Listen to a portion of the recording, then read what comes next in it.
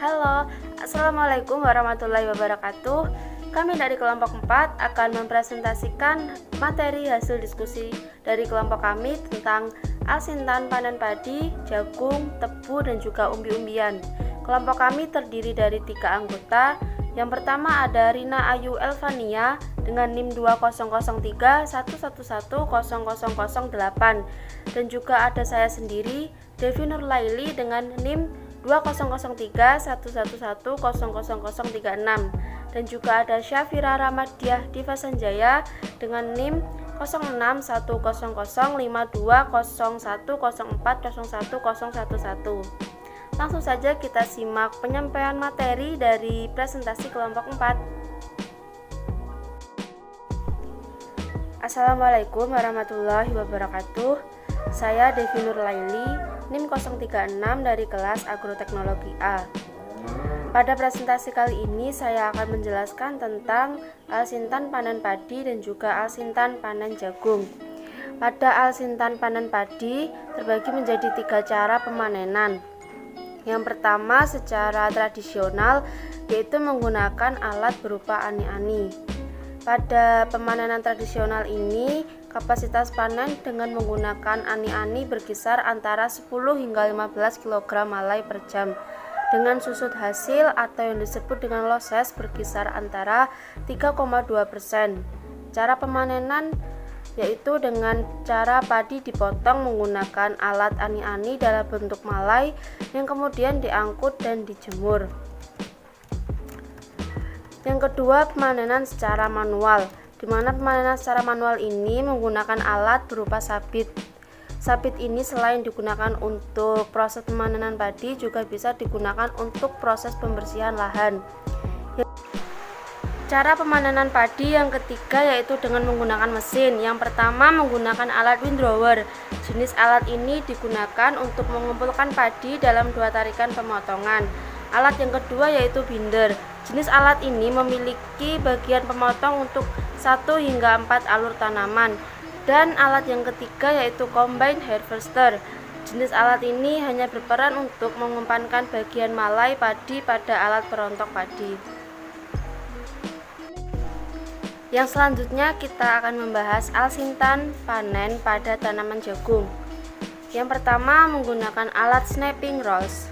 Snapping rolls ini berguna untuk menarik batang jagung ke arah bawah dan mematahkan pangkal tokol jagung. Alat yang kedua yaitu corn harvester. Corn harvester ini merupakan alat dengan mekanisme pemanenan dengan cara mencabut batang, kemudian jagung dikupas dari kulit dan juga tangkainya, lalu kemudian bergerak melalui header ke sabuk conveyor intake. Dan alat yang ketiga yaitu auger, merupakan bagian yang berputar secara horizontal pada unit pemetik tongkol jagung. Perkenalkan, nama saya Rina Ayu Elvania dengan NIM 200311100008. Alat panen umbi-umbian. Alatnya yaitu mesin pemanen umbi. Prinsip kerja alat ini dengan cara menggali sejumlah besar tanah yang mengandung umbi di dalamnya. Alat pemanen tebu. Alat pemanen tebu ada 2, yaitu 1. Pemanen tebu mekanis. Alatnya yaitu whole-stalk harvester dan chopper harvester. 2. Pemanen tebu semi mekanis.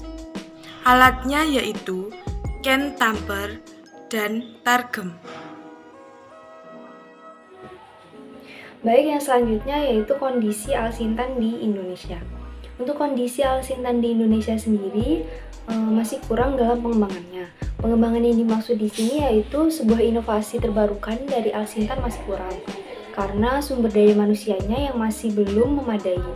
Akibat keahlian SDM yang masih belum memadai ini juga berakibat pada keahlian pengoperasian dari alsintan yang secara umum dapat dikatakan bahwa belum bisa dikuasai di Indonesia.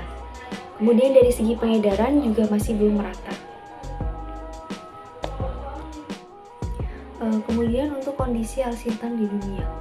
Untuk sejarah perkembangannya alsintan di dunia, saat Perang Dunia I dan II, tenaga kerja di pedesaan mengalami kekurangan.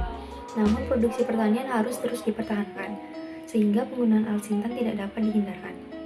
Kemudian pada saat ini yang telah berada pada era modern, bidang pertanian kurang diminati oleh generasi muda, sedangkan kebutuhan akan pangan di dunia juga terus meningkat, sehingga penggunaan alsintan pun menjadi suatu kebutuhan masyarakat, khususnya oleh masyarakat tani sendiri.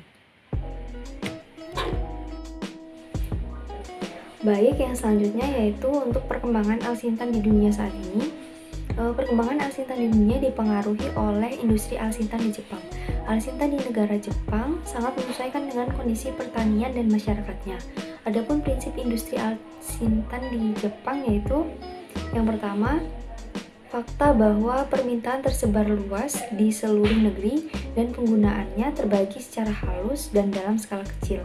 Kemudian yang kedua yaitu adaptasi teknis terhadap keragaman tanaman dan perbedaan lingkungannya merupakan syarat mutlak yang diperlukan. Selain di negara Jepang, salah satu negara yang cukup berhasil dalam mekanisasi pertaniannya adalah Korea Selatan. Negara ini telah mengembangkan mekanisasi selama 45 tahun. Mekanisasi pertanian di Korea Selatan berhasil karena didukung oleh pengembangan industri alsintan secara mandiri di dalam negerinya. Oke, itu tadi penyampaian materi presentasi dari kelompok 4. Semoga bisa dipahami dan terima kasih atas perhatiannya. Wassalamualaikum warahmatullahi wabarakatuh.